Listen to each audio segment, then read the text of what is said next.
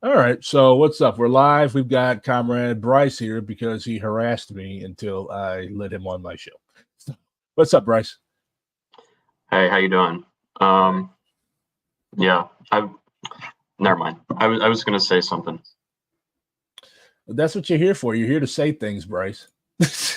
But No. so you have your caucus's endorsement. You're running for NCC of YDSA, like the comrade that I talked to last night, Comrade Arjun. He actually was one of your nominations. Yeah, I did nominate him. I mean, he just has a lot of experience around pro-Palestine organizing. I think he's. I'm definitely gonna try to rank him high. So. Okay, nice. So you're a member of the Libertarian Socialist Caucus. Let's see what the Libertarian Socialist Caucus is all about. We are socialists because we reject an economic order based on private profit, alienated labor, gross inequalities of wealth and power, discrimination based on race and sex, and brutality and violence in defense of the status quo. We are socialists because we share a vision of a humane social order based on popular control of resources and production, economic planning, equitable distribution, feminism, racial equality, and non-oppressive relationships. Okay, so that's Article 2 of DSA's Constitution. So you might look at the points of unity we recently, relatively recently adopted. Okay, everybody's releasing points of unity. I'm happy. Everybody's releasing points of unity. The Settler Majority Caucus released points of unity. I mean, I'm sorry, the Socialist Majority Caucus. Okay, so let's see. A stateless some society. people have been saying that they're post-Maoist. Really? No, those people are idiots. One, a stateless society must be anti-capitalist. Two, the state is fundamentally incapable of solving crises of its own creation. Three, DSA's involvement in electoral politics should counter state hegemony and foster revolutionary opportunities for the working class. Let's see who you guys quote. You guys are fans of Bookchin? You guys are fans of Kropotkin? Abdullah Öcalan? Okay. We strive for socialism without class reductionism. And you guys dig Lorenzo Cambois Irvin, my favorite anarchist? Well, one of my favorite anarchists. My favorite anarchist would probably be Kulawasi Balagon. Do you guys study him too? I don't think that we've read them yet, but like, yeah, we're starting to have like a reading group type thing that's been going for a couple months now. We're trying to get broader education on what libertarian socialism is. Nice. There is no democracy without accountability and autonomy. Okay. A lot of people in DSA could learn this.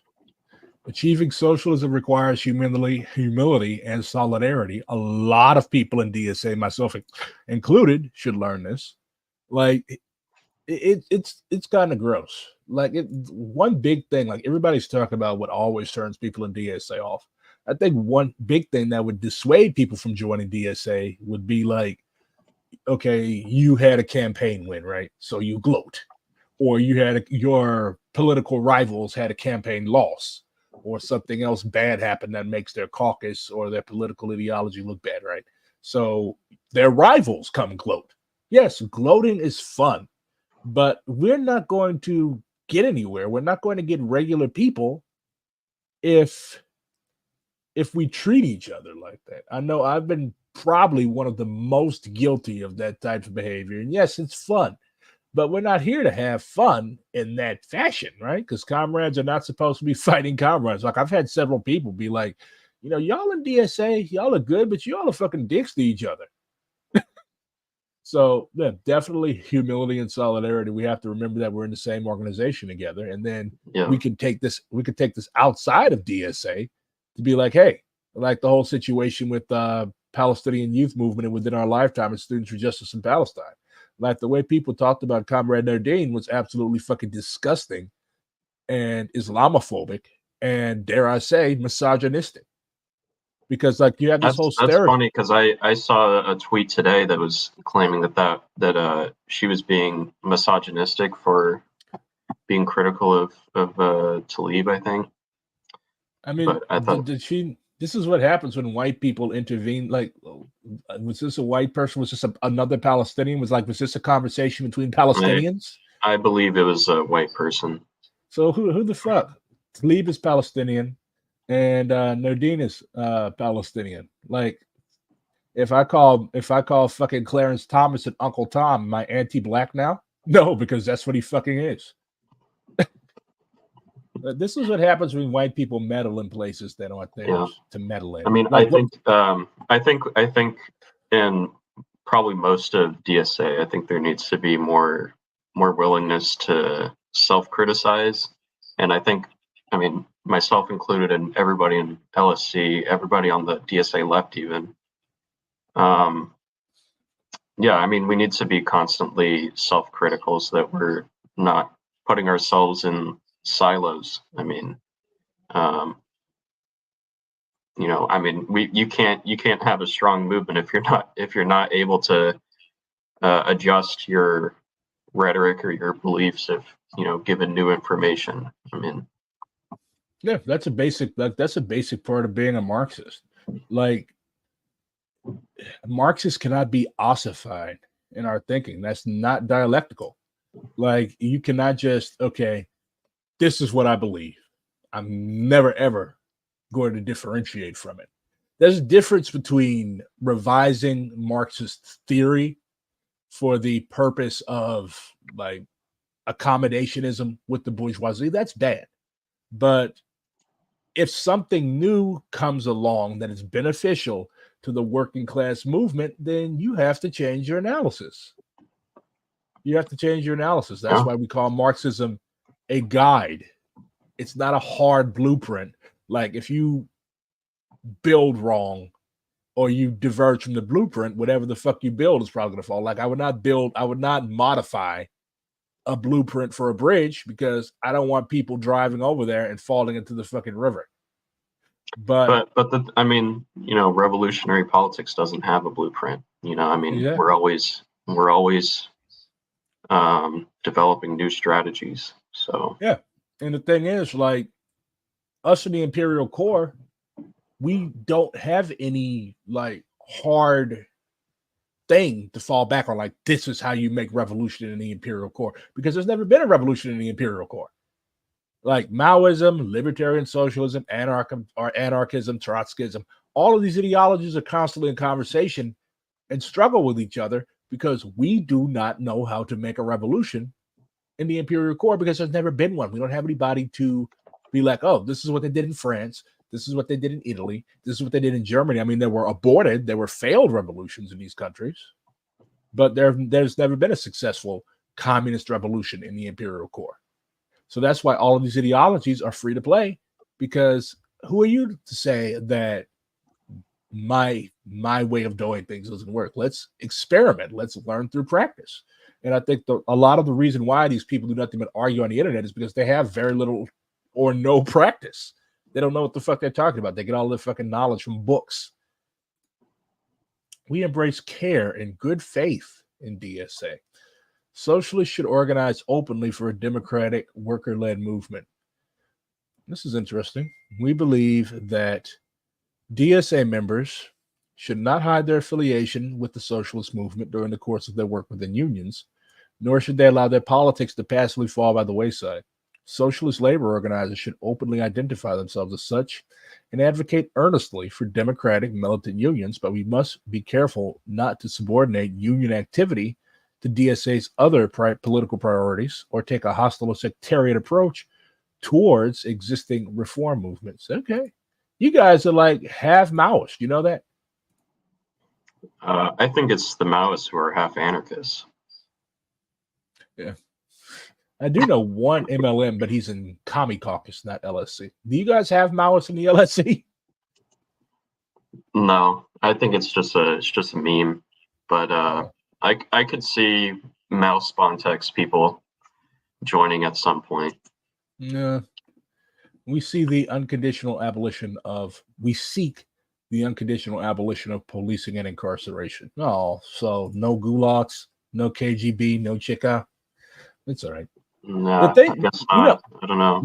My main critique of those things is like they open themselves up to so much abuse, like the Stasi in East Germany. Like there is no reason that you have to wiretap the conversations of every single person in your country.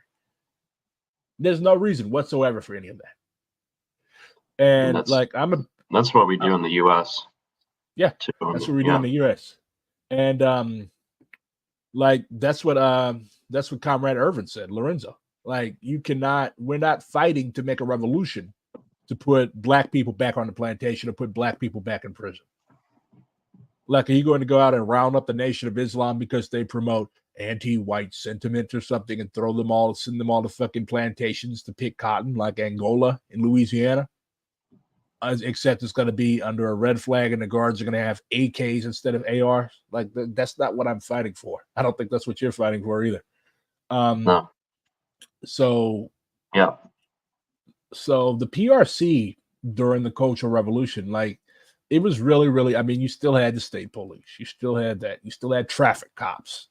But I think the PRC during the Maoist era, during the period of the Cultural Revolution, like I think they have a really good model that we can follow. Like they had basically community policing, community control of the police. Like if there was a rightist or a Kuomintang agent or other bad person around, like the people would literally grab them and bring them down to the police station. This is what they did.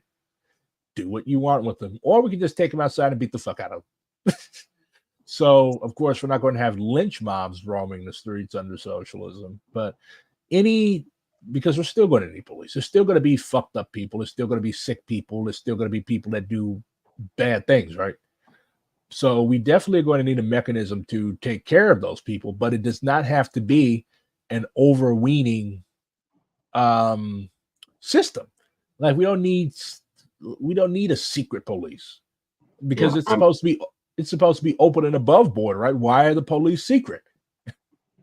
Yeah, I actually look up to much of the practice that Rojava and the Zapatistas do right now because I mean, the way that they handle community safety is largely through like community self-defense and more voluntary sort of model, as well as having institutions of radical, like restorative sorts of justice.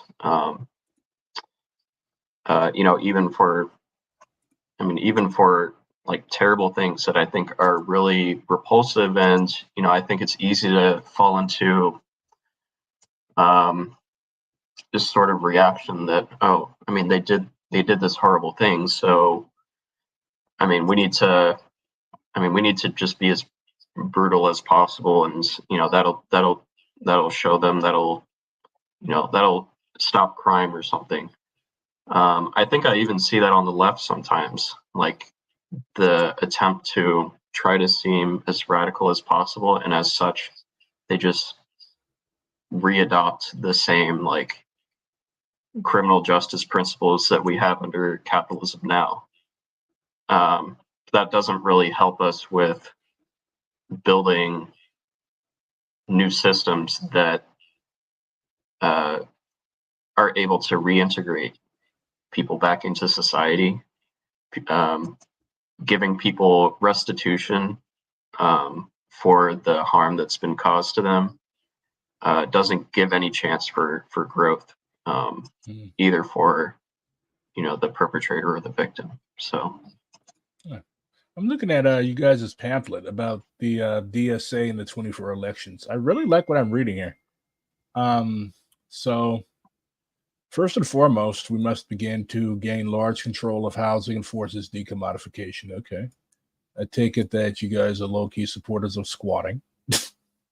Second. Yeah, just a little bit. Just a little bit. You can have a little squatting as a treat. Second, we must begin to gain control of our employment. There are two main ways to do this: unionization and cooperation. Okay.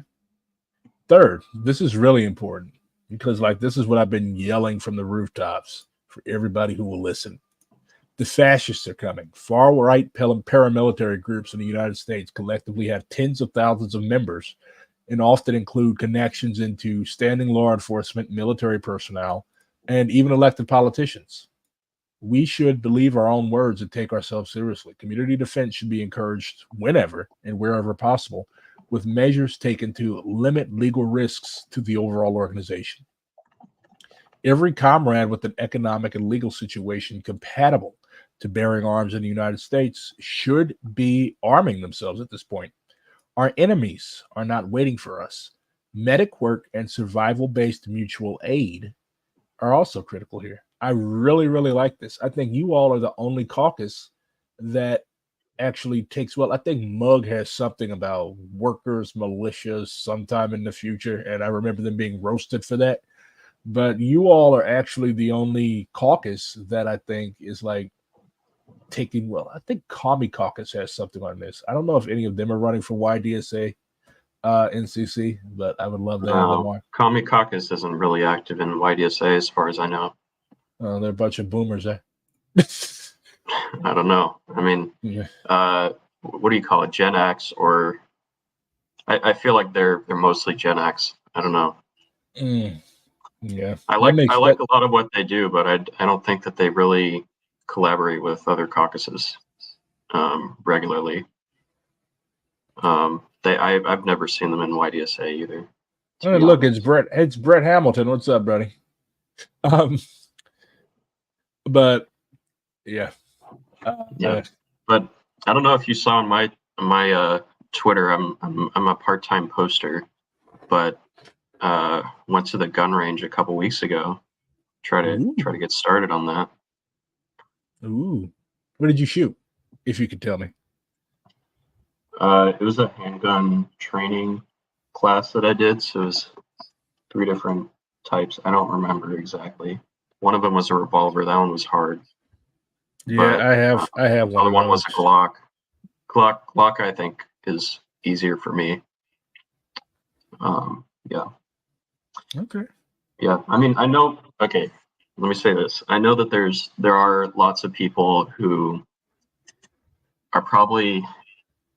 I mean, like I like some people have told me this, that like they don't feel comfortable with owning their own firearms or things like that, whether it's for like mental health reasons or like, I don't know, they don't want to. I mean, they don't. I don't know, for any reason, you know, whatever. But I think that people who are able to, and you know, like they can trust themselves to own weapons and things like that. I think that people definitely need to be building up their self-defense capacities. I'm not sure exactly how to incorporate that into DSA or YDSA yet, but I don't know. Maybe you have ideas. You can tell me. It looks like a pretty good grouping for one. It's better than mine, my blind ass. But honestly, to incorporate it, I mean, because we're not going to like DSA is not a gun club. DSA is not a militia, right? And like there would be probably quite a few legal issues with trying to turn us into such. That's the main issue that I have with it. So I've actually been talking to people in St. Louis about this. Like Missouri is basically the Wild West as far as guns could go. But like, yeah, you're not going to be able to go and it's like, oh, hey, look, I'm on Princeton campus and I've got a fucking gun and I'm ready to use this. That's not going to happen. You've worked too hard to get into school to be thrown out for that. That's why, like, a lot of people are talking about arm yourselves at the encampments. I'm like, do you know anything about they would college fuck campuses? Our shit up immediately if we had any weapons on campus. Yeah, like this isn't fucking Belfast, bro. That's not going to work. Or like, people were posting pictures of shit that happened in the 60s. Like, oh, look at these black college students. They're toting shotguns on Cornell's campus. Yeah, it's exactly because of the 60s that and the amusing white habit of shooting up schools for whatever reason, that is, you cannot do that. Like you will literally be in federal prison. Same thing, like Washington, D.C. Very, very very restrictive in terms of guns. Like, you cannot just show up at a protest in DC with an AR. You are going to get hurt. So, main thing, are you wearing a blazer? No, it's a jacket because I put in my I put my AC at like 68 degrees because I don't pay for it. I thought you were wearing a blazer over a freaking t-shirt. I'm like, yeah, definitely Princeton kid. Would you suggest YDSA chapters reach out to their local SRA chapters? Yeah. And if you're Connecticut, they have a really good John Brown gun club up there. Yeah, firstly, someone did mention here that self-defense is more than just guns, which is very true. Like, I think there's definitely things that DSA and YDSA chapters even could be doing to train people in self-defense even without weapons. Like, I mean, I don't know about like where you guys live, but in Princeton, there's like, I mean, we got the police department who does those self-training courses. Like, there's got to be some alternative, you know. Aryan tribal land in eastern Tennessee. My God. But this is like, we laugh at these people, but look at what they're doing. Like, they're literally training for street combat. They've got these shields. They've got standardized shields, so everybody has the same shield. Like, standardized equipment is important. Like, you need to be able to pick up, okay, I lost my fucking shield, but this guy dropped his, so I can pick up his and use it. But these people are fucking training for what's coming. They're conditioning themselves, and they are, am I saying that we all need to go run off to the woods and set up commie camp? No. I mean, you can if you want to, but that's not a necessity. But like, you have to actually take the situation in which we live seriously, in which we're going to live. Trump is going to get reelected. And like, I don't care what you tell yourself to convince yourself that that's not going to happen. They're coming. Like you all say, the fascists are coming. So am I saying run out and buy a gun and start shooting everybody? Absolutely not. Absolutely not, because that's stupid. But you need to, if you can, like Bryce said, like LSC is saying, like, you need to. But yeah, self-defense is not the sum total of, like, well, having a gun is not the sum total of self-defense, but it definitely helps. Your local chapter did a wear and carry training and also stop. Like, we need to be building the infrastructure for it well in advance. I mean, you never know what's going to happen. Yeah. As Amilcar Cabral said, there's no use beating the tom-toms when your house is already on fire. That's what a lot of people are going to do. Oh, Trump is reelected. Where could I go get a gun? The guns are already bought up, fool. You can't get one. Yeah, I mean, it's kind of it's a little bit worrying to me that most of the people who own weapons in the U.S. or own firearms in the U.S. are probably like Trumpists.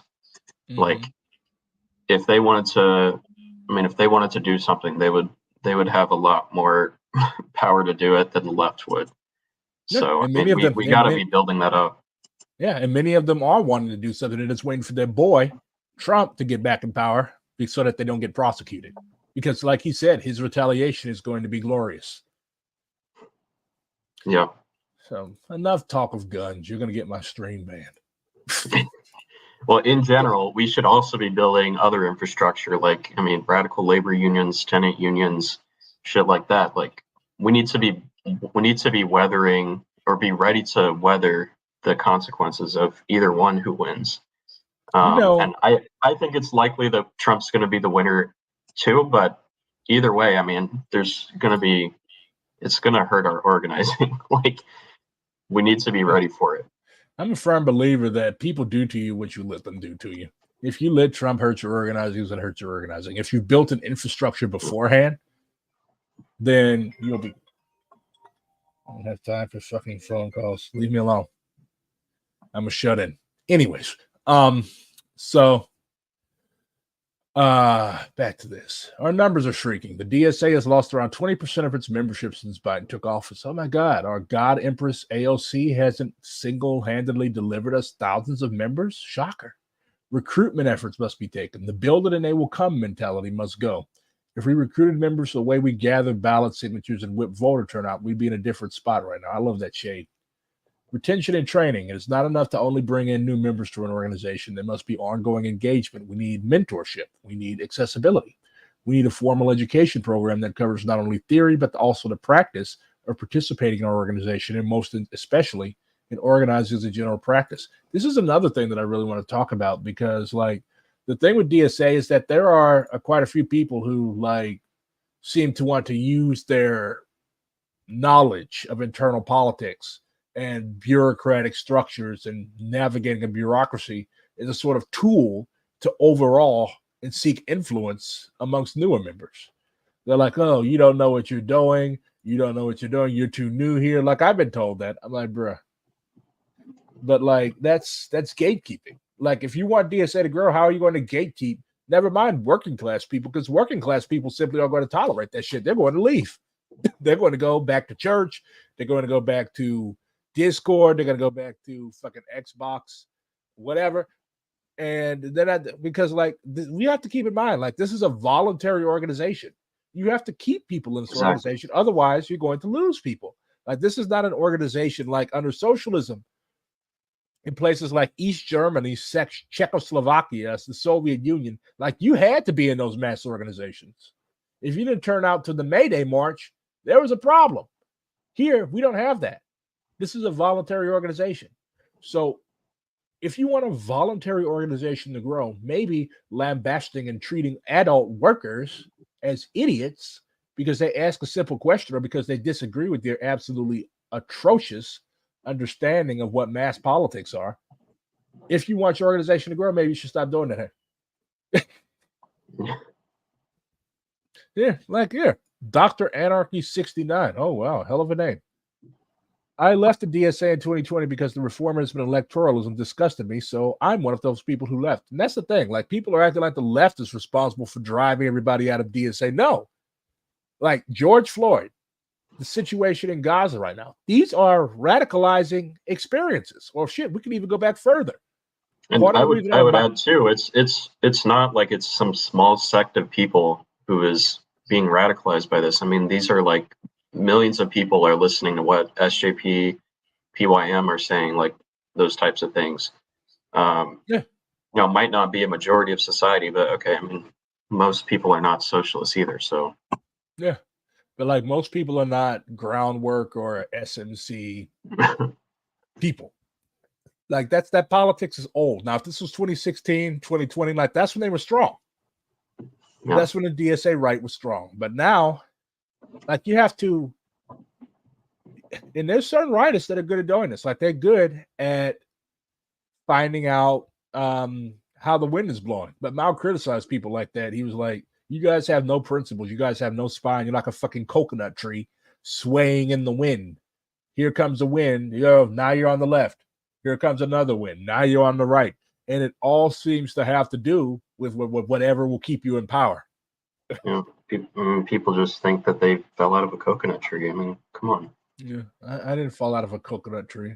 I grew up out of a cotton bag. But I think that there's been a lot of positive changes in DSA over the last few years. I joined in 2020. I can maybe go into what led me to that in a bit too. But go ahead. Well, let me touch on this first. Is that, I mean, especially since last convention, there's, I think, been a significant shift in the national politics of DSA. I mean, we would have never revoked AOC's endorsement like 3 years ago. We would have never. I mean, yeah, I think now there's a large and growing segment of the organization that's really committed to radical militant labor organizing, tenant organizing, like direct action for Palestine. There's some, I mean, I'm not so much, as an anarchist, I'm not so much favorable to this language, but like party building as well. For me, like that means, like elected discipline, which I certainly support. Yeah, I mean, like I think that's a growing segment of DSA, and is a good reason for you to, come back and you can join one of the left caucuses and be involved in that. Yeah, like that's what I keep advising people. Like, you all are just sitting around complaining about DSA. Like, why don't you join and actually build the organization that you want to see? Oh, what's this? Marxism says that they left in 2021 after DSA LA's anti-blackness became so severe. I found other groups to organize towards abolition. And I mean, yeah, I've experienced quite a bit of anti-blackness myself. Like, people either think that I'm some type of like great black savior that's going to single-handedly carry the organization into the future, or they think I'm an idiot. Like, they think I'm just some uppity Negro that is good with a gun and is going to serve as a bodyguard for the rightists. Like, neither one of those is the case. I had some white woman in New York say that I encouraged Palestinian activists to kick her down a flight of stairs. I'm like, what the fuck are you talking about? Like, who does shit like that? So the main trope that they always use is like, oh, these black people want to hurt me. Well, first of all, even if that is the case, maybe you should try to reconsider why, like, reconsider your line and ask yourself why black people want to hurt you, or why you think black people want to hurt you. He's like, I guarantee you, like, I do not spend the majority of my day at thinking about how I'm going to hurt white people. I know, shocking. But yeah. I mean, I don't know. No, I'm increasingly thinking we do need cracker control. What is this? Somebody says that Dr. Anarchy 69 says that DSA stole Ewok from them. I don't fucking that shit. I don't really know what that means, but I'm happy to chat with you directly. You can reach out to me at Boludez. How can you steal a fucking org? I'm confused.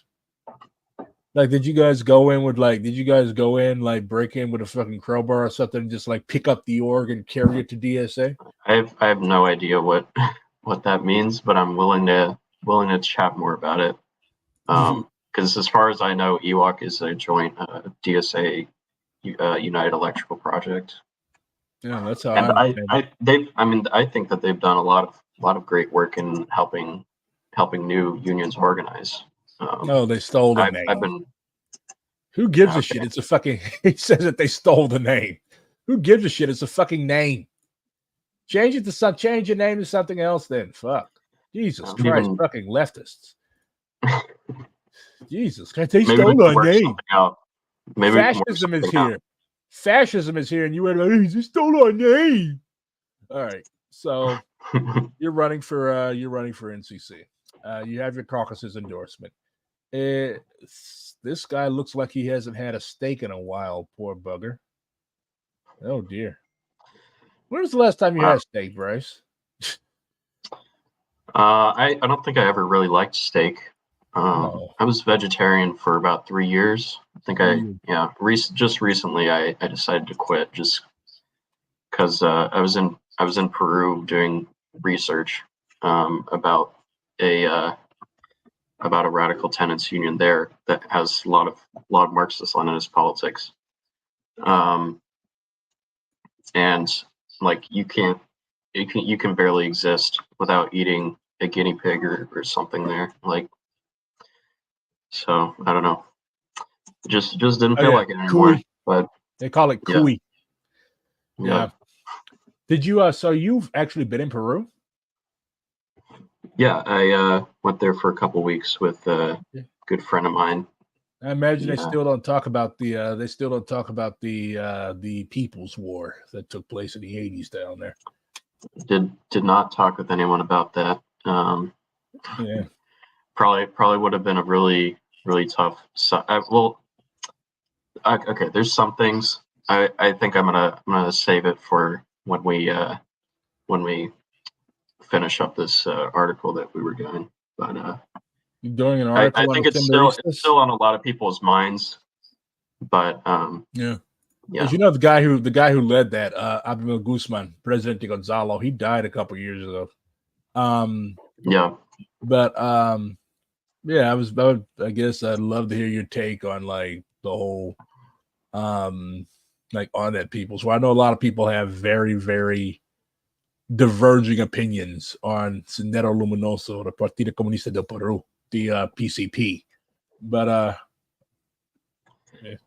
I mean, I really disagreed with your post, just kind of gassing them up, but I wasn't gassing them up. mean, I was saying that okay. I was saying that they did not go around boiling babies. Like that's bad empanadas thing. They're not going around boiling fucking babies. I don't know about that type of shit, but like, I don't know. I mean, they did a lot of bad stuff around like murdering peasants, competing socialists, labor organizers. Like, I don't know. I wouldn't even. But you also have to, yeah. A lot of that was because those people were collaborating with the state, though. But yeah, I agree. Like, you can't just go around murdering people. If there was one particularly gruesome incident, I think, in Lima, where they murdered a black organizer, Maria Elena Moyano, I believe her name was, and they dynamited her body in front of her children. And I'm like, that's excessive. That's crazy. That's definitely like the thing was like, you cannot rule people or you cannot claim that you're a revolutionary movement and rely almost strictly on terror. Because as soon as you leave, those people are going to go and try to seek the other group that has armed force, the state. So I think if they had been a little less keen on killing people, then they probably wouldn't have had to deal with all the ronderos. They probably wouldn't have had to deal with all the bullshit that they've got that they dealt with. And then they had a cult of personality around the guy that died, Gonzalo. So as soon as he was captured, they literally caught this dude watching a boxing match, drunk on vodka, in front of his TV. And then 2 years later, their organization fell apart. So definitely a lot of things to learn, good and bad, from the PCP. But yeah, I would never as a Maoist that takes my Maoism seriously, I don't gas up people. I try to make, to the best of my knowledge and the best of my ability, a coherent analysis of why things went wrong or why things went well. But I'm not a fan. Like, I'm not a fan in the bad sense of the word. Yeah. Well, the hive mind in my phone is telling me to move on from the Sendero Luminoso conversation. Yeah, that's from LSC, but but I don't know. You knew as soon as you mentioned that you had been to Peru, I was going to ask you about them, right? I suspected it, but I didn't want to didn't want to call it just in case. But I don't know. I would like to hear more later about I honestly don't know that much about them. I just know like the little bit that I know, but I would love to hear your understanding later on if you have anything. I could recommend you some readings, but all right, give me some. Huh? Give me some. Well, to understand like where they actually came from, I think you have to read Jose Carlos Mariátegui, who I'm pretty sure you're familiar with. And I can send you some of Gonzalo's speeches later. I'm not trying to turn you into a Gonzaloite, but because I'm not one myself. But anyways, I think your people said that we need to move on. You should send me a link to that. I will. So please elaborate on your identity, because this is the year 2024. Everybody has an identity now, and everybody's identity is important. We're all special snowflakes. So you are a disabled, queer, and formerly homeless working class student. So you've come pretty far. Like, working class people generally do not end up at Princeton, do they? No, I mean, I can talk about my experiences at Princeton. It's not been entirely positive at all, to say the least. But Like I'm a first. Are you a first generation college student? No, my mom went to she went to school at Baylor University. I don't know if you know about that. It's like a Christian university, but Yeah, I'm a first generation college student, and like it was a big culture shock. Like my friends, they had parents who were doctors and lawyers and big business people, like millionaires. They go home and they like have these big ass mansions, or if they stayed in town, I go to their house. Like my one dude's aunt literally gave him a house. He did not have to stay in a dorm because his aunt literally gave him a house, like a house owned free and clear. I'm like, Jesus Christ, these people got some money. And here I am still living with my fucking mom, commuting back and forth. So it was definitely a culture and a class shock. But I was kind of used to it. I think there's a class shock for me as well. Like, I mean, my mom did go to college. It was in like the 80s or something, but when it cost $2. Yeah, but yeah.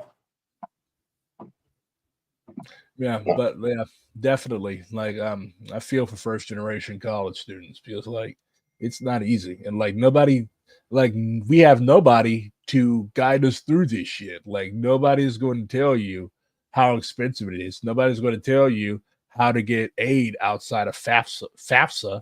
Like nobody tells you that. Probably the average working class black person, probably the closest. Now we do go to community college. Okay. Like, yeah, community college we have experience with because community colleges were set up for working class black and white people, right?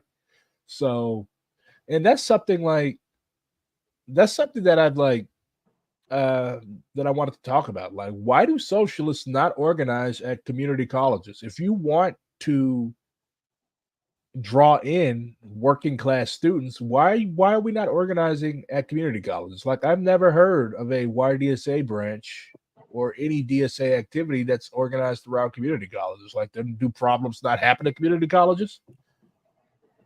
I mean, I think they definitely happen, of course. It's just that it's especially challenging to do that organizing when people, one, don't live on campus, and two, are only there for 2 years.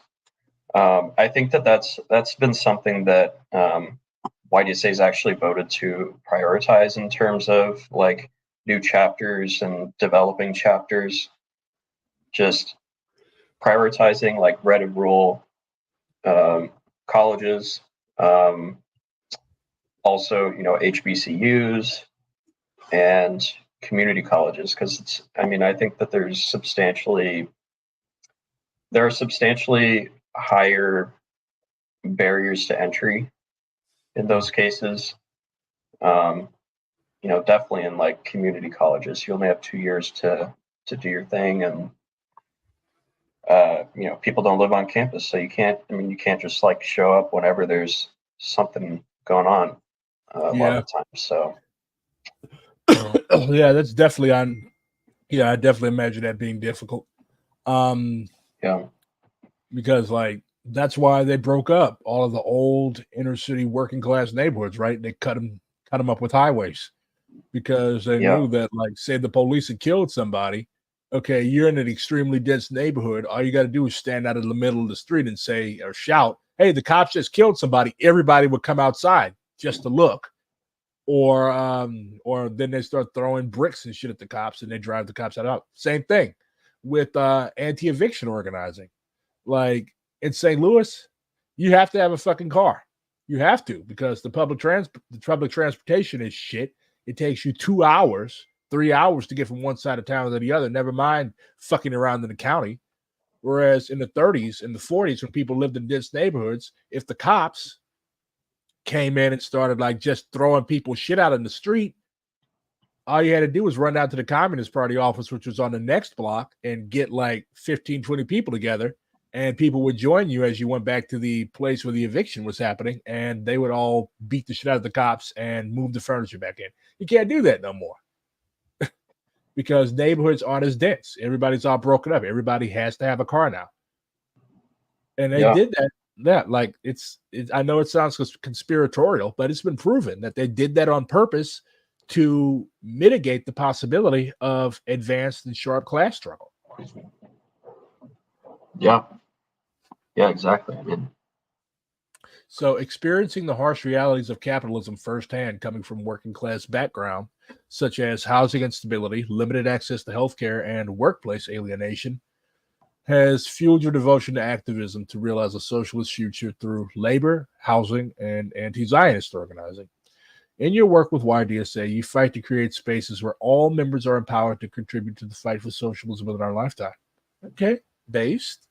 yeah. Nothing I want to jump down your throat for yet.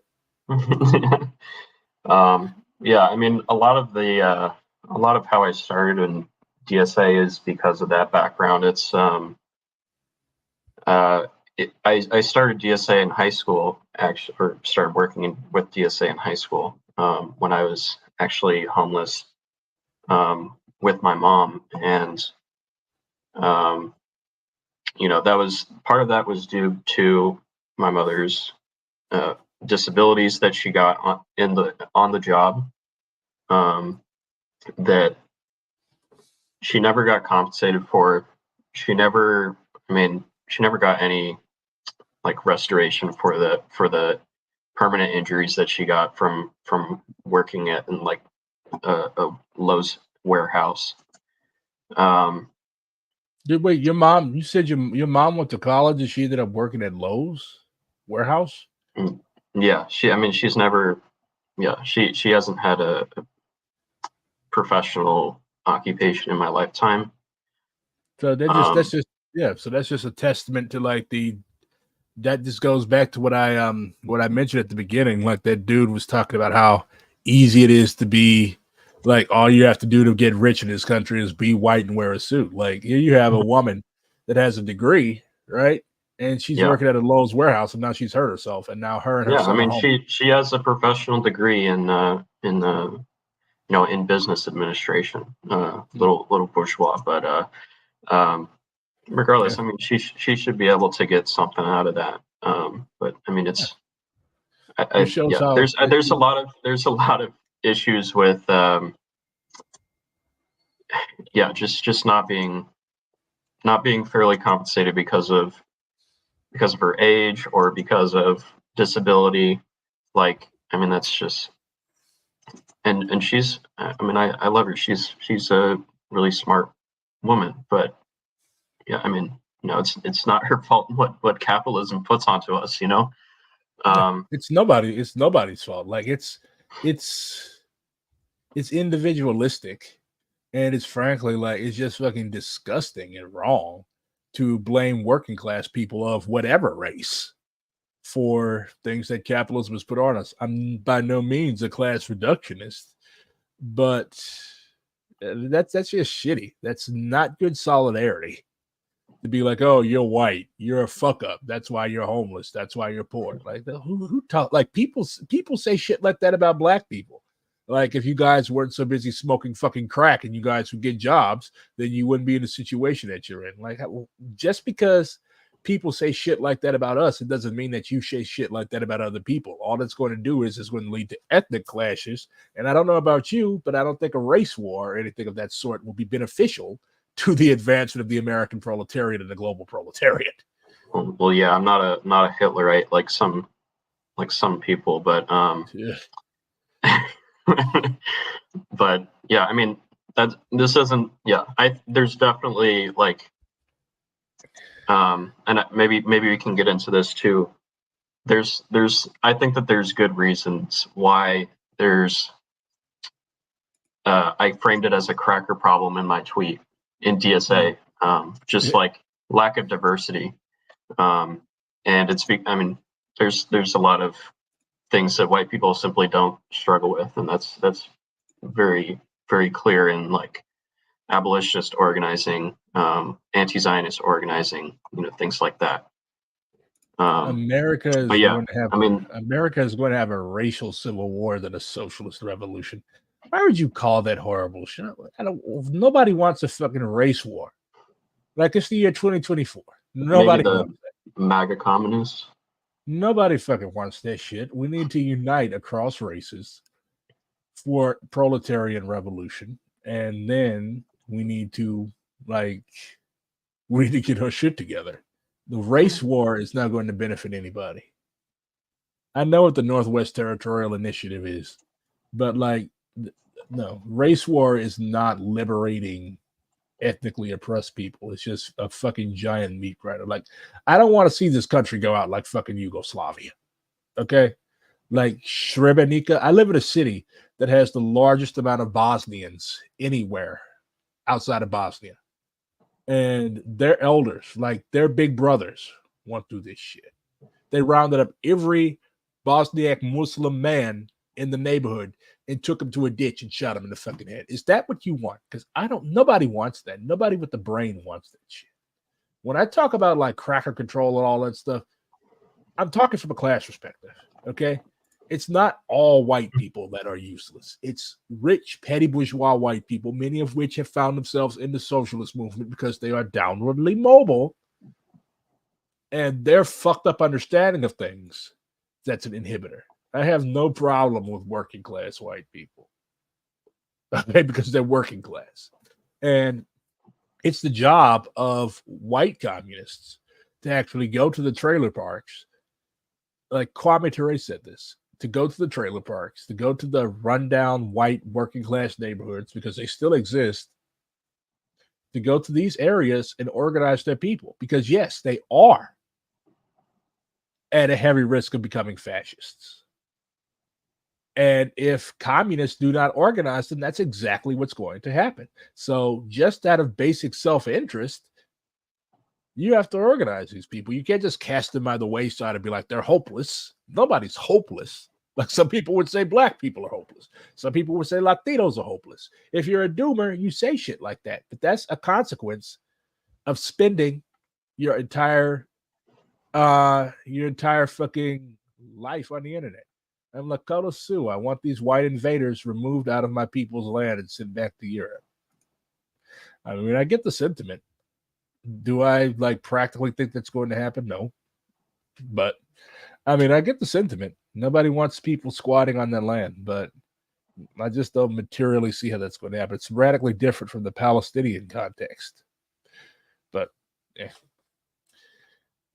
Now I'm saying. Why are you sad? I don't know. Anyways. This is why I should ignore chat, I guess. So, you're an anarchist. Why are you in DSA? Well, firstly, I would say that democratic socialism, I think, is a contested term. So it's, I mean, maybe the first thing that comes to people's minds is like Bernie or AOC or someone. But, I mean, democratic socialism is a much broader term, I think. And I mean, I take it literally. I think it just means socialism with democracy. So would China would China during the Cultural Revolution count as democratic socialism? I don't know enough about the Cultural Revolution to make that determination.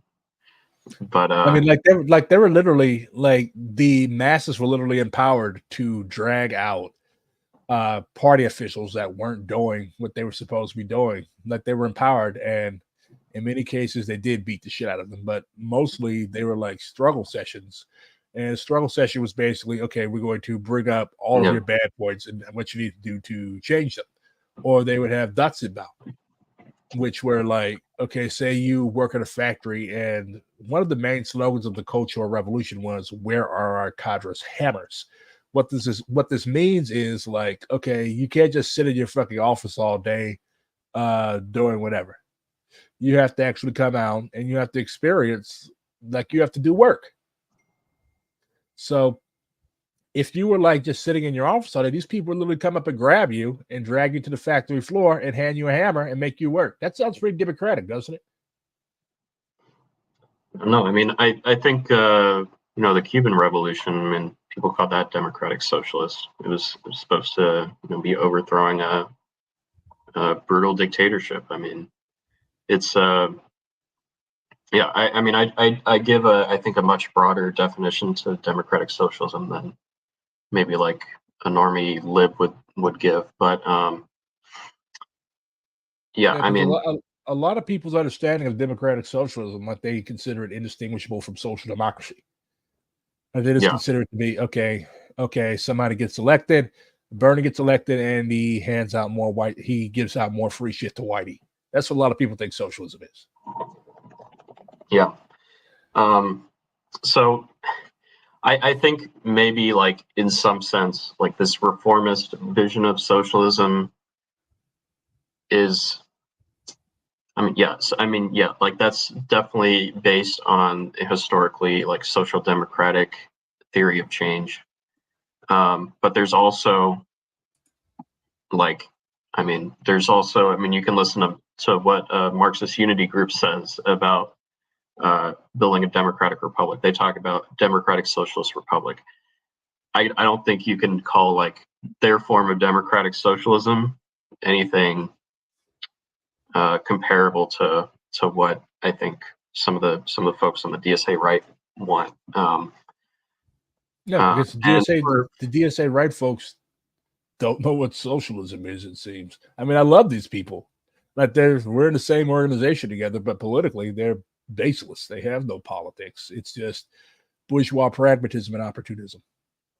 yeah, exactly. So yeah, for anarchism and libertarian socialism more broadly, I mean, to me, it's just the extension of democracy to the fullest extent it's possible within socialism. So that means direct and participatory democratic mechanisms. It means like extensive deliberation between folks in the same community. It means like, people, I mean, this doesn't preclude like delegation of tasks or things like that, but it means, people directly decide on their futures. It could be in like workers' councils or cooperatives or radical unions or, whatever it may be. Mm. Yeah, that's interesting. But yeah. Yeah. But I mean, I think DSA just like, apart from my anarchist, apart from anarchism in my mind being within democratic socialism, it's DSA I think is the most viable socialist political organization. I don't like a lot of the sectarian tendencies of like, oh, we need to have like our own organization for like our own independent organization for a specific line of anarchism or socialism or whatever. Yeah, and that's not gonna work. You're just gonna end up you're just gonna end up with 1,000 different organizations, all of which have like 5 people in them. You got a exactly. question. So you got a question, Bryce. What do you think of Spanish anarchists and their organizations during the Spanish Civil War? I think it was generally based. There's probably some. I mean, you can't give like a blanket statement about everything that they did, but I think the model that they set forth was definitely something that was a positive step. I think in building more direct like worker control, and it also inspired some of the more recent revolutionaries, like in the Zapatistas or Rojavan revolutionaries. So. I mean, I look up to a lot of what they did, but I would have definitely joined the Lincoln Brigade. Yeah. Yeah. As long as they didn't fucking approach from the left, because I'm blind in my left eye. But anyways, they probably would have had me being a stretcher bearer or something. So you're a former Bernie bro. You're also a Florida man. Pinellas DSA. It's true. It's true.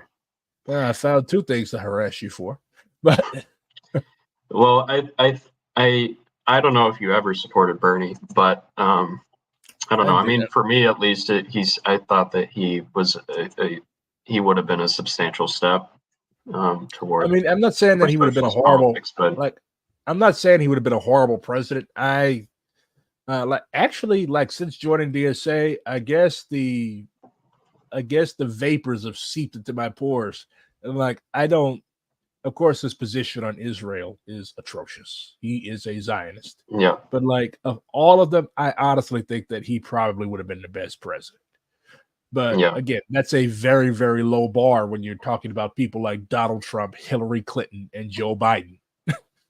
Exactly. Right. Yeah, so he would have been the. I think he definitely would have been the least. Now, like it's more. I think now it's more obvious, sort of the problems of that Bernie has. I think back then there wasn't even like as much. I don't think as many people were politically educated on Zionism enough to even like interrogate Bernie on this. So, yeah, I mean, wouldn't call myself a Bernie bro today, but that's where I started. Yeah, everybody starts somewhere. You know. Have you been following what's going on in South Korea right now? South Korea? South Korea. No. I will show What's you. going on?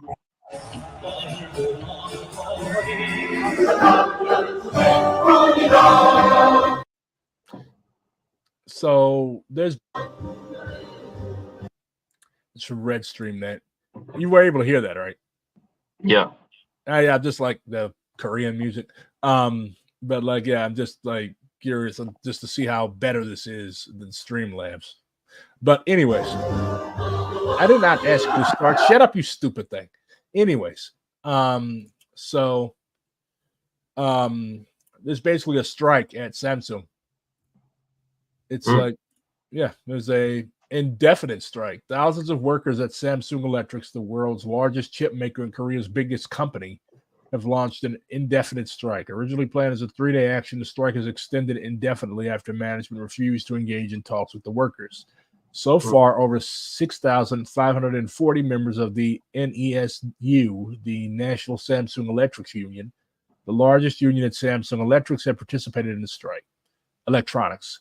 The union represents around 30,000 workers, or 24% of all Samsung employees. The union's demands include a 5.6% basic pay raise for all members, a guaranteed day off on the union's founding day, and compensation for economic losses due to the strike. The union reports disruptions on chip lines and that some equipment is running slower. Pretty based, isn't sick. it? Yeah. That's baller as fuck. Indeed. We need we need militancy like that here, you know? Yeah. I don't know if you've looked into a lot of the undergrad labor organizing that some YDSA folks have been doing, but I mean, I think that's a model that I think a lot of YDSA members have really been leading on. Okay, yeah, I'll definitely make some inquiries there. So you have been working with the Youth Labor Committee to support other chapters labor organizing. You ran as an uncommitted delegate in New Jersey to call for an immediate and permanent ceasefire in Gaza. You accepted the position of Central Jersey DSA's YDSA coordinator to coordinate with an aid developing chapters, and you gave daily support to the Gaza Solidarity Encampment at Princeton while engaged with Princeton's anti-apartheid coalition. Alongside this work, you have supported your YDSA chapter's ongoing work toward labor, anti-racism, immigrant rights, mutual aid, and other initiatives. How do you find time to sleep? I don't. You don't? Well, I knew your skin had like a sickly pallor, but you should find time to sleep. I think that's just because I'm a cracker, but a Florida cracker. You know the term cracker literally came from Florida, right? Yeah, Florida and Georgia. Yeah. Yeah, it literally was just an alternative term used to refer to rednecks. College students don't lead. I think I might have had a few slave owning ancestors, so it makes sense. I definitely did. Yeah. Yeah, every black person in the United States is literally descended from slave owners because they could not fucking keep their hands to themselves.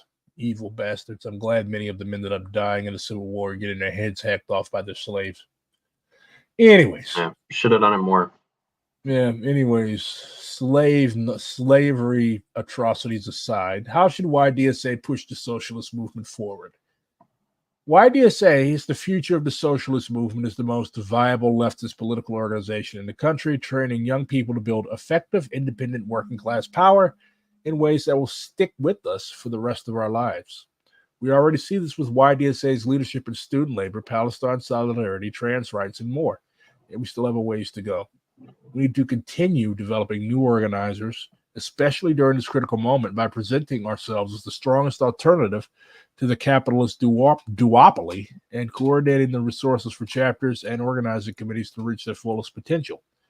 We have to continue developing chapters, particularly where organizing is uniquely challenging: public colleges, rural and red state universities, and HBCUs. Okay. I really like the HBCU angle. Like, nobody ever mentions those. Yeah, well, there's I believe at the last convention we Young Democratic Socialists of America. You could have guessed that yourself. I think you just wanted the opportunity to talk. I believe last YDSA convention we did pass something prioritizing HBCUs in terms of allocating resources.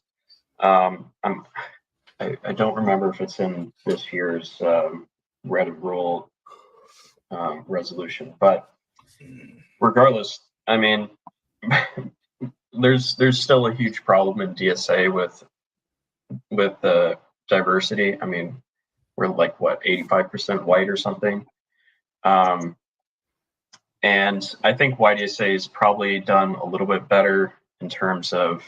Or actually, no, I'd say we've done substantially better in terms of Palestine organizing and our rhetoric, like talking about a student intifada, and just like platforming a lot of chapters, local organizing for Palestine. And, you know, the Comms Committee has done a lot of great work on that, I think. But, you know, we're still attached to this broader organization, DSA. When we have you know, people talking about how AOC or Bowman's going to be like leaders of the revolution or some shit. You know, Bowman's not going to be the leader of shit since he lost. Well, there you go. So, also, I mean, there's, I don't, a lot of people don't even know this. Like when I'm talking with people in my, you know, in Pinellas DSA, or in, you know, just a lot of people who aren't really involved in national DSA, which I totally understand because I think there's a lot of shit there. But a lot of people don't even know in DSA about like all this stuff that's happened with Bowman and BDS working group. People don't know that we lost our Muslim caucus because of insufficient commitment to anti-Zionist principles. They don't even know that like AOC is openly platforming Zionists at this point. Like all of this stuff does not help our organizing at all, but people don't even know about it. And that's the thing. Like these rightists, they're always like, oh, but AOC is an asset to the organization. She's our most famous member. And like, okay, you can't just take and that's just straight up opportunism. Like that's the definition of it. Like you have to give an actual reason why they would help our organizing. One of the writers was like, oh, there was a member poll and like 75%. Okay, I don't give a fuck what these fucking paper members think. People on the ground either don't know AOC exists or they don't like her or they don't give a fuck. She's in New York. I'm in fucking New Mexico or somewhere. Why should I care? And most of these people did not join DSA because of AOC. This is not AOCA. This is DSA. So yeah. And we, you know, we were just talking about how many people are now following like SJP and PYM's leadership. I mean, they were uncompromising from the beginning on this. Mm-hmm. DSA was not totally uncompromising. DSA was a fucking embarrassment. That's what it was. Quit mincing words. Yeah. It was a fucking embarrassment. I didn't have the heart to say it, but yes. So it was fucking stupid and it was fucking embarrassing. On October 8th, we should have released a statement saying, long live the Intifada. That's what we should have done. But because of these riots, we're like, oh, well, we have to condemn Hamas and our electeds will take care of everything. Show some spine. as a John Mubarak Yeah. would say, straighten your back. Exactly. Like if So you want to be the vanguard of the revolutionary struggle in the United States, yet you can't even put out a decent fucking statement. I learned that when I was at FTP. Fuck. yeah. I'm sorry, Bryce. Yes. So like, I mean, it wasn't even like a totally accurate statement, because they were talking about like 60 years of oppression. It's more like, I don't even know where the number 100 came from. Yeah. So like maybe like, I don't know, 75 would have made sense or something, but I don't know. I don't even know where they got that number. So that go they And didn't then the even. funny thing was they had the audacity to ask SJP or criticize SJP and Within Our Lifetime and PYM for not coming to canvas for their shitty ass candidates. Like, so first of all, you allow these. So I mean, the whole thing is like, I mean, there's so many people, like millions of people are now listening to SJP and PYM's leadership. I mean, we could have been leaders on that, but we aren't, because we fucked up. We could have been joint leaders. Like we Exactly. could have been part of a working left-wing coalition on Palestine. And that's why it's important that every branch. I really like the fact that you co-sponsored a version of MSR 12 for your YDSA convention, because passing that is really important. Like DSA is literally under boycott from these radical organizations that everybody loves because of stupid shit that happened before I joined. I don't like that. Yeah. I do not like it was that. actually one of the co-chairs of YDSA National actually mentioned explicitly that SJP and PYM, so they're like temporarily pausing their strike or their boycott of YDSA, I mean, because the national leadership had passed something about like their commitment to anti-Zionism, cool. But that they would continue that boycott if we don't pass strong resolutions against Zionism in YDSA. So I mean, this is still like a huge issue that's going to affect us. They paused the strike because YDSA is substantially better on Palestine than DSA, I think. Yeah, But you all I help mean, hold we're down the still encampment. connected from this. We're still in part of the same organization. Like we have to do something. We have to do something about that, regardless of whether we like it or not. So BSA BRG creating his own cult of personality. I never claimed I solved all DSA's problems. You will in St. Louis, at least. Well, yeah, if they elect me co-chair. And even then, here's the thing, because we're talking about AOC, me, you, like, stop thinking about individuals. Like, quit individualizing the socialist movement. Quit looking for somebody to put on a pedestal. Okay? Like, my ideal organization is where everybody is a cadre. You could drop somebody in fucking bumfuck Montana, and 2, 3, 4 years later, you have a thriving organization there. That's what I want. I don't want to be on a pedestal. I don't want to solve all DSA's problems as an individual. That's not I literally just talked about the Shining Path, the Communist Party of Peru, and how they fucked up by putting one guy on a pedestal. They literally called this guy the eagle of Marxism, Leninism, Maoism. And whenever a PCP member met another PCP member, they had to swear allegiance to the party in this guy's name. That is stupid. It's verging fascism. The Führer principle, like one person that can make no mistakes. I don't know if it's just like an imperial core thing, but it's stupid and we need to get rid of it. Yeah. So what's funny about that is that people criticize a lot of the past ML experiments from like the 20th century or something, like for having cults of personality. I mean, I would probably agree for a lot of them, but in DSA, it's I think the cult of personality is much more around like these elected officials who have like barely any connection to DSA.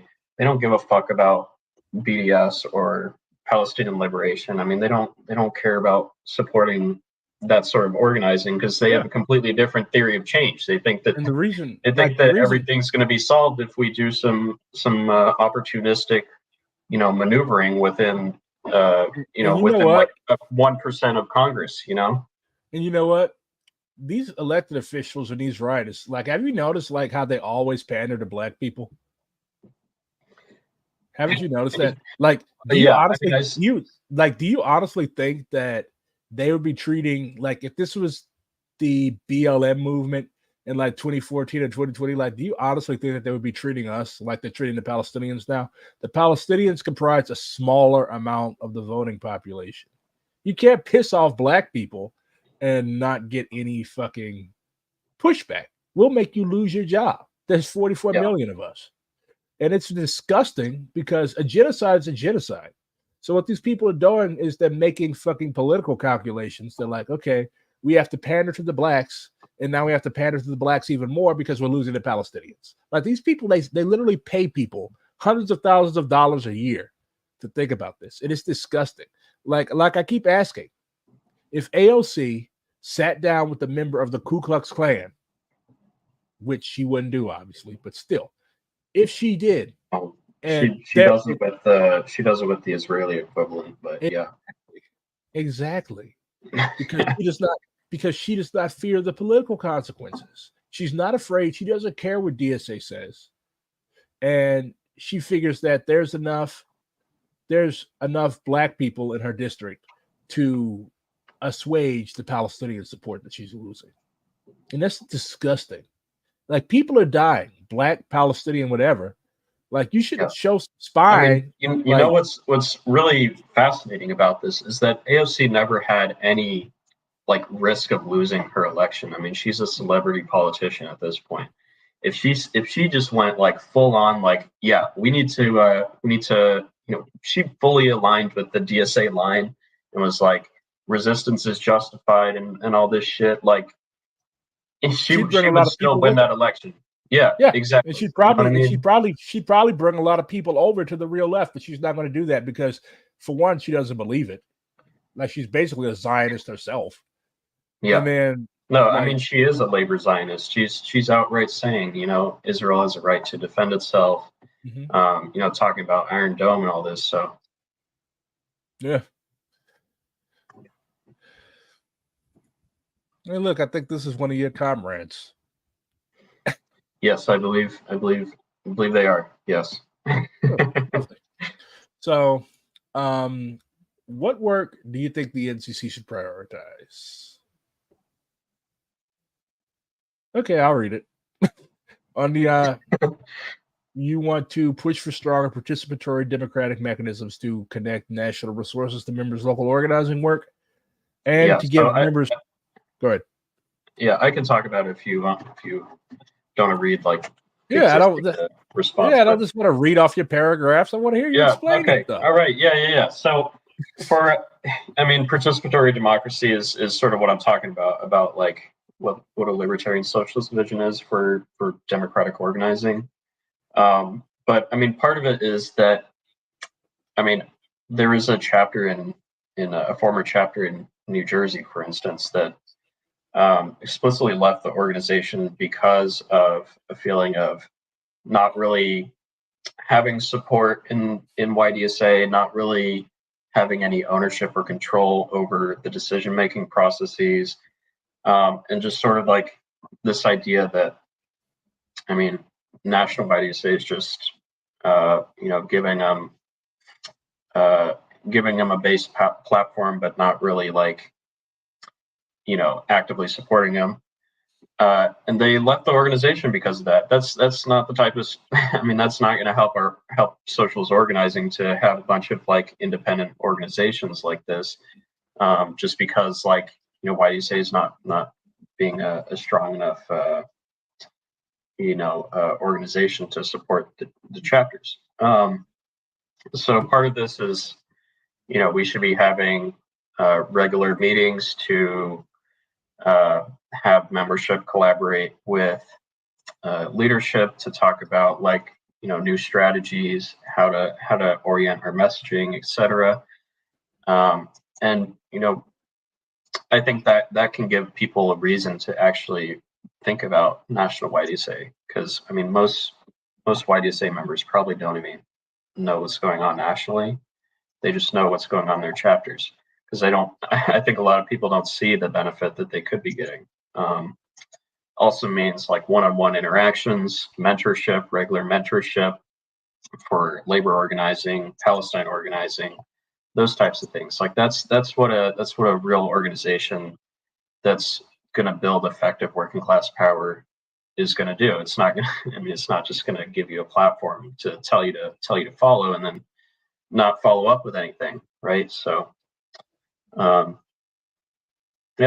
I mean, part of it also is Bowman. I mean, Bowman really really disoriented a lot of people in terms because of they lit him. Like, yeah. And I understand DSA is a democratic organization, and unlike PSL or Frizzo or any of these other groups. But like, come on. Like, the thing with these writers is that they always act as if they know political ball, they know electoral ball better than everybody else, and yet they're like stupidly still thinking that Biden is going to drop out after this man has said that he's not going to. And then two, like they keep making these stupid fucking bets. Like, why would you bet on Jamal Bowman? They redistricted him out of his fucking district for one. And then for two, he's pissed off what is currently the most powerful mass movement in the streets in the country. It's not gonna work. Yes. So I mean, even there's multiple reasons why it's just not even strategic. So it's not strategic for even if he was like Rashida Tlaib or Cory Bush or somebody like that, like wouldn't even have been like a realistic election, in my opinion. But I mean, regardless, he's not. And he's also a labor Zionist. He also supposedly talks about Israel's right to exist, right to defend itself, all this other garbage. He's denouncing pro-Palestine protesters, including, some of the folks that are in YDSA, while he's, calling us feds and whatnot. So, yeah. And there was no censorship. Like, there was no censorship of him for that. Yeah. No censure or whatever the fuck you call it. I don't know fucking shit like that. But there was no, I guess I should. I'm running for fucking co-chair of my branch for fuck's sake. But he was not censured for that. Like, he did not get in trouble for that. Like, you literally, like, now if I did something like this, if I was here calling the rightist feds and COINTELPRO operatives or APAC stooges or shit like that, they'd be calling for my head. But Jamal Bowman, he can get on there and go on Mark Lamont Hill's show and insult members of his own organization, the organization that's literally out providing hours of free labor for him. He could do that, and there's no pushback, no nothing. So yeah, we definitely need to get rid of our parasitic, on their end, attachments with these people. Like, what do we get for being affiliated with these people? Nothing. AOC does nothing for us. Jamal Bowman does nothing for us. If you want to have a cult of personality around an elected official, like, why not Cory Bush? Like, why are we jumping on our swords for AOC? Why not Cory Bush? Why not Rashida Tlaib? Why do we have to center ourselves around this individual who does not give a shit about us? I don't. Yeah. Well, I get it. I know why the writers are like that. But if they want that, they can all just go join the fucking Democratic Party. Leave DSA to the leftist wreckers. Yeah. So I mean, yeah, this leads me as well to why does DSA have a cracker problem, right? Well, I mean, a lot of it is just like the priorities that we're setting, right? I mean, when we're platforming these labor Zionists, how the fuck are why would anybody trust us to do this Palestine organizing? Exactly. So I've been explaining this to people. Like, I keep having to explain this to people. I keep, like, you ask why your branch is not being invited to be at the table when Palestine marches are playing in your city, because DSA has a reputation. It's a bad reputation. And then, like, these kids on the streets who are out here, they're wearing the keffiyehs, they're out here throwing down with the cops. they're encampment veterans. You really think they're going to join an organization? You want these kids. You like their energy. Yeah. But you really think that they're going to join an organization that has been denounced by four, I forgot Samadou, 4 of the major Palestinian organizing groups in this country? Like, you really expect these people to join your organization and be talked down to? And by the way, BDS working group leaving, Muslim caucus leaving, like that's not a good sign. I mean, yeah, but so like it's like fucking black people. Like, would we join an organization that consistently that has denounced the George Floyd uprising? I remember when I was in the Socialist Party. You shouldn't support them. Yeah. I remember a major part of me leaving the Socialist Party, not DSA. This is like the Socialist Party, the SP. It's basically a cult of personality around Greg Paston, who I think is still the national chair. Anyways, David McReynolds, he's since dead, rest in piss, but he literally called Mike Brown a thug. This was in like 2015. He was a former presidential candidate for this party. I think he ran in like 1984, some shit like that, before either you or I was born. But he's dead now. And like, people, there was a big fucking row over this, and I ended up tearing up my membership card and leaving. Like, if you are so tone deaf that you call a black victim of police violence in this advanced day and age a thug, like, why the fuck am I here? You all are just taking my dues. I mean, you all are just taking my fucking people dues are money saying for nothing. that now about some of the pro-Palestine protests. I mean, they're calling them like, I don't know, like fucking terrorists or some shit, or like, yeah. I don't know, Yeah, and no Palestinian needs to. No. You really expect a Palestinian activist whose people, they see their people literally getting murdered on Twitter every day.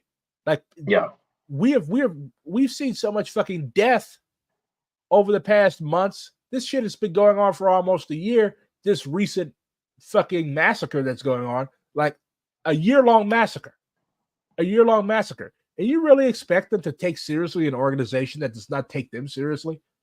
Like, you really expect them to take an organization seriously that puts the well-being of downwardly mobile, upper middle class, white American socialists over their people who are literally being exterminated? Like, you really, come on.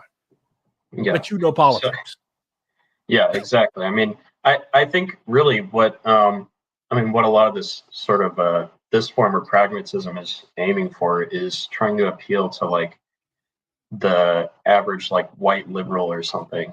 Like, it's not about the mass movements that are organizing around anti-Zionism or abolitionist principles. It's not, I mean, and with that, we're not appealing to the folks who are most affected by these, like Arab and Muslim comrades, like black folk, like that's, I mean, those are issues that are especially going to matter to folks who don't benefit from whiteness, but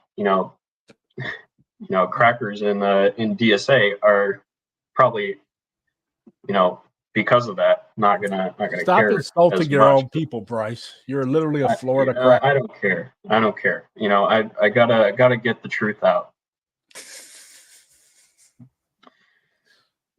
All right. So secondly, you want to strengthen the national infrastructure to engage young organizers in the growing undergrad labor movement and industrialization in the critical industries. There's a I don't know if you've read Kites, but they literally asked leftists to basically get off the internet and go and work with migrant workers.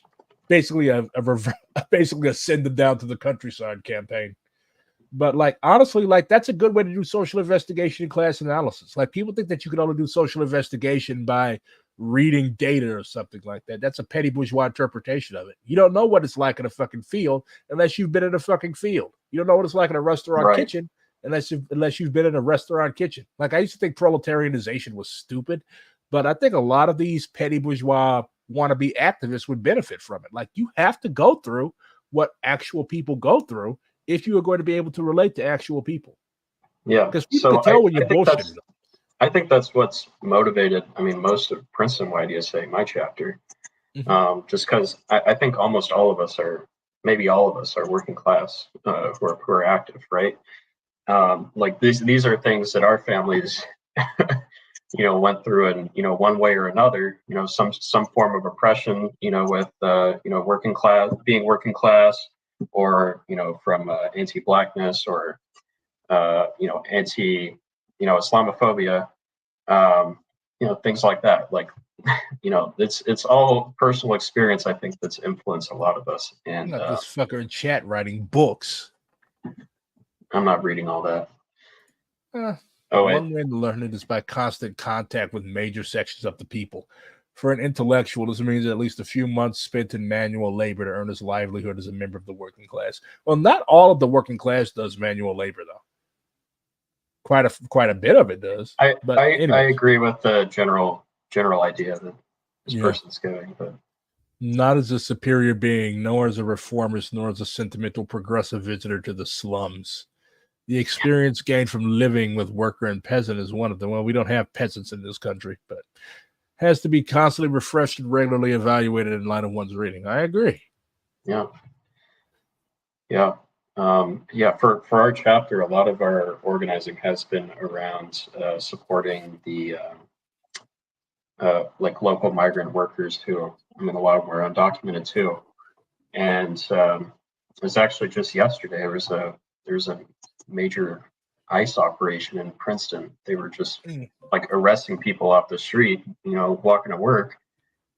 Didn't seem like they were targeting anyone in particular either. And, the town's supposed to be a sanctuary city, all this. So, I mean, but I think that's, working with those, working with those sorts of groups has, I think, really given us our chapter a better perspective on, anti-racism and, organizing beyond just like bread and butter issues. Like, that might be important to a lot of people, but, doesn't really speak to the oppressions that, I mean, a lot of people are facing. So. Right. Further, I will ensure that we commit to anti-Zionist and abolitionist principles in organizing to build our reputation as a consistent and viable alternative to the political mainstream, and to tap into critically needed organizing expertise in these existing movements to build the organized, independent power necessary to overthrow capitalism, Zionism, and systemic racism, and the carceral state. You should have added imperialism in here, bro.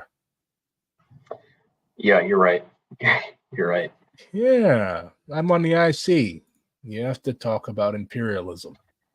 You're right. I should have. But yes. So, I think at the core, though, I mean, all of them are interconnected, right? Like, I mean, you can't talk about Zionism without talking about imperialism. You can't talk about the motives for imperialism without talking about capitalism. I mean, yeah. Mm-hmm. Yeah, I agree. So, where's your cat? My cat is looking at me right now from her bed. You wanna?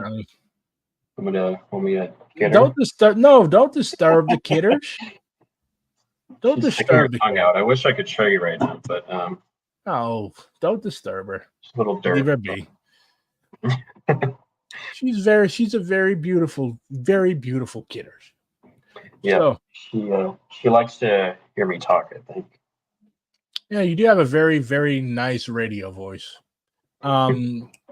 So I really like what I actually had not done that much investigation into like LSC, but I really, really like you guys' line. Especially the line, again, I'm not a gun nut, but especially the line about like getting ready for these far right paramilitary groups that are coming. That is extremely important. Yeah, I mean, you also have to prepare, like, sort of what I was just mentioning about ICE coming by yesterday. We're trying to organize now, but you know, a lot of community members are thankfully like showing up for folks, you know, trying to give their resources now. But I mean, really, the long-term vision should be that we're building up this infrastructure well in advance of any sort of emergency like this. You know, people are able to defend themselves. People are able to organize, you know, as a mass that can, you know, challenge these sorts of things. So, yeah, Okay. I mean, you can't build socialism if you're not building the infrastructure for it. Like, in my opinion, like if you're only putting your resources into like electoral stuff or legislative stuff, you're not building the alternative structures that You're we not. You actually basically need to overthrow capitalism. You know? we Maoists would call that liquidationism. You're basically liquidating all of your socialism. You're liquidating all of your cadres. You're liquidating everything into the service of a bourgeois party, aka the Democrats. Yeah. And ultimately, like the Democrats are not going to join you. You're going to join the Democrats. Yeah, that's what's going to happen. So I mean, that's basically the line that CPUSA is going with. That you know, DSA was with before 2016. Maybe some of the right of DSA still, but thank you, Father. Oh wait, is this a caucus or is this a family cult type thing? Are you guys like some type of weird Mormons or something? So the caucus, sorry. So the context is that I never knew who my dad was until like 2 weeks ago or something. You just found out who your dad is, and that's your dad? No, so he's not really my dad. But what I'm saying is that I figured out who he is. He's never been like, so this was through like a like sperm donation, right? So he was never involved like personally at all in my life or my mom's life or anything, but figured out through ancestry DNA that, you know, who he was. And I found out that he's a dirty bourgeois corporate executive. So I was really disappointed in that. Yeah, so CB here just adopted me.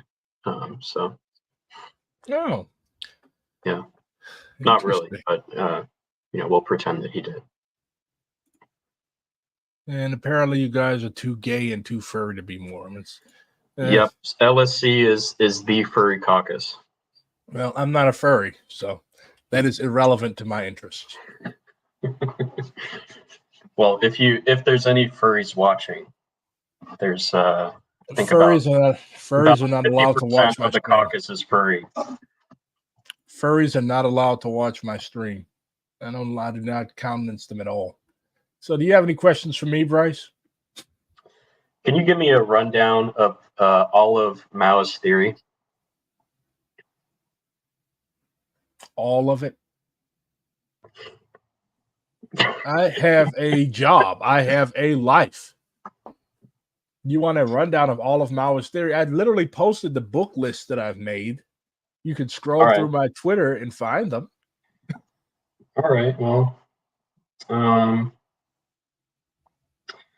I don't know. Have you read into Mao Spontex? Because that's what I'm interested in. I don't think they have. If I were to become a Maoist, I would be Mao Spontex. I have never read. I know what Mao Spontex is, but I have never ever like read any documents. I guess I'm just gonna have to check the Encyclopedia of Anti-Revisionism online. There's probably some Mao Spontex stuff there, but no, I've never read any Mao Spontex theory. I don't know if I don't know if it's because they weren't keen on writing. I guess they were too busy beating up cops in the streets of Paris and building barricades to sit down and take time and write about their experiences. I don't know. Yeah. Seems like they were more heavy on the anarchism than the Maoism. Yeah, probably.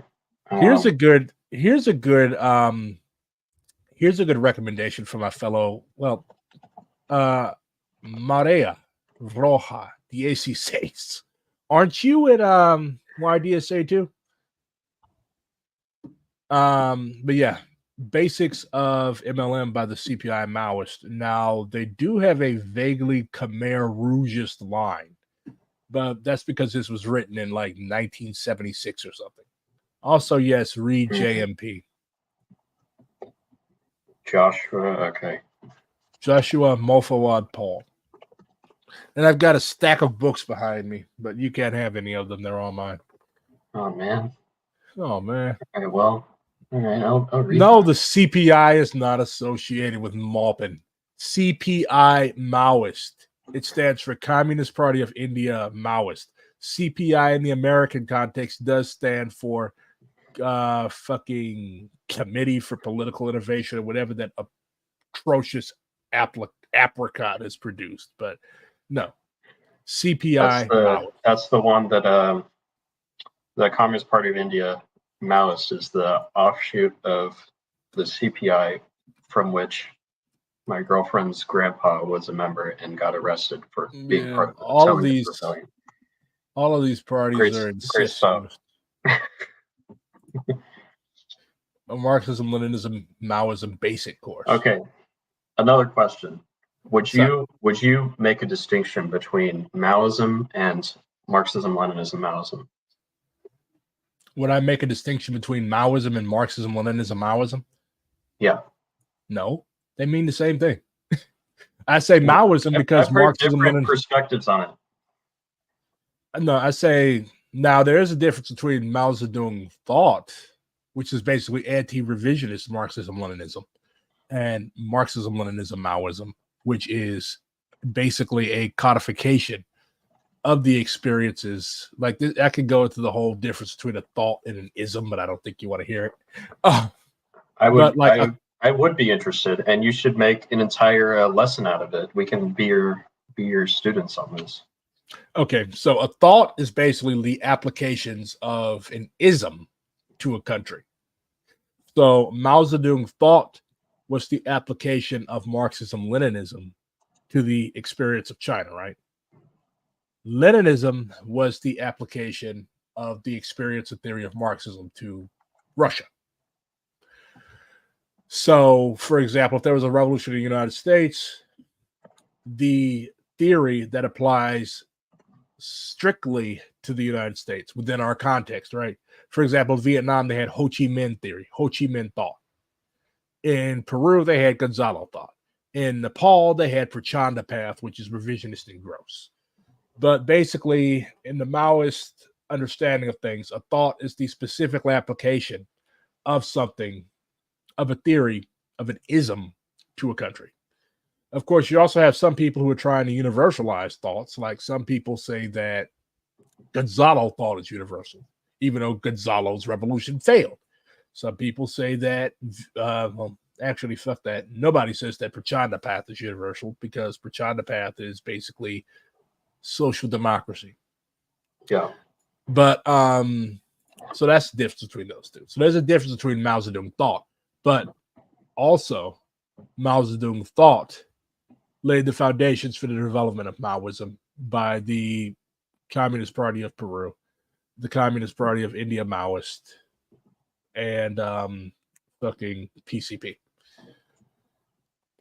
Nkrumah thought doesn't count.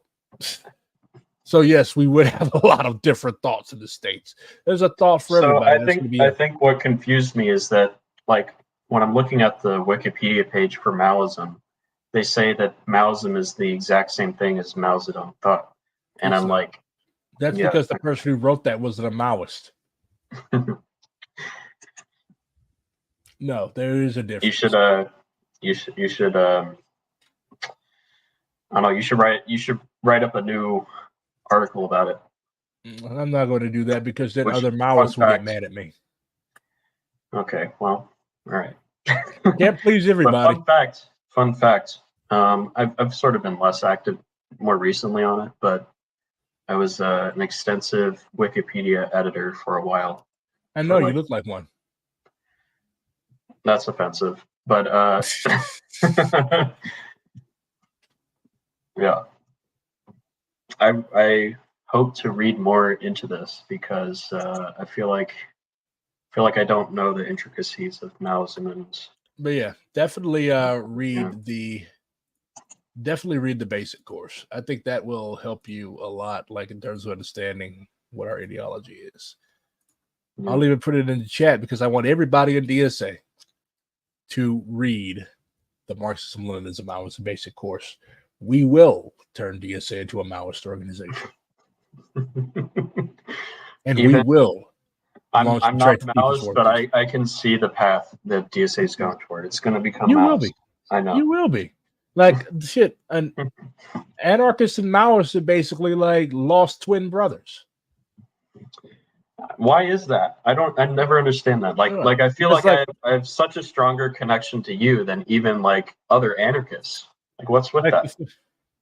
Well, well, because like Mao was an anarchist at one time, right? Yeah. Yeah, he was. And like Yeah. I think a lot of that seeped into his interpretation of Marxism Leninism. Because not only that, but China is also like a country that's very given to, at the time, it was very given to like peasant revolts. Like a lot of the heroes of Chinese texts, Chinese fiction are like peasants, bandits, people who rose up and overthrew authority. Because like you have the emperor who, like, China was the country like that developed the most advanced bureaucracy of the last millennium, right? So you basically had peasants who were fighting against this bureaucracy, who were fighting these evil gentry, these evil officials, these local rascals. Like there's 30 terms for a shitty person in Chinese.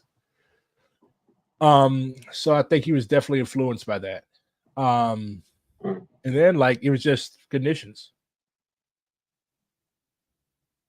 So yeah, we're brothers. Awesome. Yeah. And we will fight together against all the Trotskyists. Oh. Now the Trots are going to be begging to come on. Now I'm going to have to interview somebody from. I've heard a few people interested now that Arjun and I both came on. So. I mean, because you all asked. Like, I'm not going to go around every caucus. Hey, send somebody to come on my fucking show. Like, you all asked. What am I going to be like? No. If they asked, I'll let them on. It's like not like I have shit better to do. Well, I actually do have to be at work in like an hour. But all right, we'll wrap this up. But I think what I would really like to see is you bring on someone from the DSA right and just hammer it out. Just have a full debate on this and just I want to see the whole argument. Am I the president of the DSA left or something? Well, yeah, you probably have the biggest YouTube platform or Twitter platform. I don't know. Well, that is true. That's because none of them are posters. We shall aspire to all be as postery as you. No trots on BRG stream. Sorry. Chat says no. Wait, one more thing. And I don't know if you've read into this, but have you looked into the internationalism resolutions for YDSA? Because there's a little bit of a fight between the trots and the non-trots. I have a life. I've got shit to do besides read you all scribblings. Let's see. Why do you hate YDSA? I don't hate YDSA. I think you all should be given full control of the organization. For you all have, like, how many fucking resolutions do you all have? Got a lot of them. I mean, Jesus. By the way, is this what you're talking about? Yeah, R22, R23 versus R10 is, I think, the main one. So I could tell by the people that are sponsoring and co-sponsoring that this is one of the this is Maria Franzblow. Yeah, this is gonna be spicy. Isn't this basically a rehash of what they tried to introduce at the last national convention for Big DSA? You would be correct. They also did this in YDSA as well, a couple other times. But yeah. in LSC, it's kind of funny because we have major factions, I would say, between different internationalist perspectives. But I think for the most part, we've actually been pretty anti-trot in some ways. So Not to alienate the R&R folks, but love you guys too, but we got some different perspectives on. I think I've pissed off enough of DSA today. And yes, I would like to see you and Arjun on the NCC. I mean, you all are very, very sharp and clear-minded comrades. I mean, I'm pretty sure that all of the people that are running for the NCC are, but I've actually talked to you guys, so I like you two more. Great. I'm glad to have the endorsement of the Maoist the guy who can't vote. you have the endorsement. Now all the YDSA Maoists will vote for me. Are there Maoists in YDSA? I feel like there are a couple, but yeah, they probably don't. They're probably not too explicit about it, but I'm pretty sure that there are. No shit, Maoists really aren't that popular these days. Yeah, you gotta do the education about why Maoism is the best. I will receive the note of my expulsion from DSL in the next few days. Oh wow, I've gotten kicked out of something else. Lovely. But really enjoyed. Why do you say loves you? Oh yeah, well, that's pretty obvious. Yeah. Yeah, I guess I'm big among the Zoomers. All right. Well, get to work. Yep, I have to. Yes, boss. I have to get to work as well, unfortunately. But this was a great conversation. And if anybody has questions about my platform, what you want to see in YDSA, you should contact me on Twitter. Can anyone in YDSA vote for you? It's just the elected delegates, unfortunately, but I would love your help if you if you do know any delegates, you can share information with them. Okay, they want me to post your. All right, here you go, Richard, just for you. But it's a pleasure talking to you, Bryce. Let's do this again. Pleasure as well. Maybe we could have you and Arjun on at the same time. I would be interested in that. We should have the semi-Maoist council going. We can form a left bloc in YDSA that way. Let's do it. No, yeah, let's go. I have no business meddling in YDSA's affairs. I'm not in YDSA. I'm too old. Well, how old are you? I'm going to be 30 on the 14th. Okay, but you're still 29. You still qualify. You can join if you want. What the fuck am I going to join and then have to leave after 3 days for it? It's a waste of time. I mean, we all want you in YDSA. We should actually. I will advocate on the NCC to raise the voting maximum, the membership maximum age, just for you. Yes. Not really, but I would like more disciples of the Black Red Guard in YDSA. Disciples. As much as I preach against the cult of personality, we insist on having one anyways. Peace, y'all. Let me leave before you all start dancing around in a circle. Oh shit. I think my internet cut out for a second. All right, see ya. Yeah. All right, see you. Bye.